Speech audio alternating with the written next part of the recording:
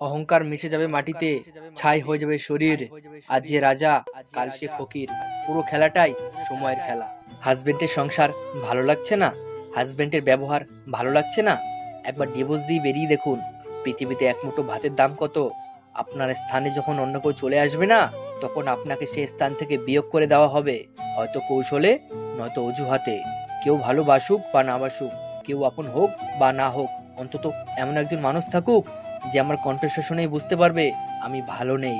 একটা ভুল হয়তো মানুষকে অনেক কাঁদায়, কিন্তু মনে রাখতে হবে এমন কিছু ভুল আছে যা ভবিষ্যতে মানুষকে হাজারটা ভুল থেকে বাঁচায়। যে মানুষ সবসময় হাসে তার অতীতটা একবার ঘেঁটে দেখো, তুমি নিজেই কেঁদে ফেলবে। কেউ দোষ খোঁজে সংশোধন করে দেওয়ার জন্য, আবার কেউ দোষ খোঁজে অপমান করার জন্য।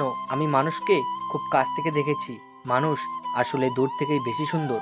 সোনা রাখার জন্য লকার পাওয়া যায়, টাকা রাখার জন্য ব্যাংক পাওয়া যায়, কিন্তু এই জগতে কথা দিয়ে কথা রাখার মানুষ একটাও পাওয়া যায় না।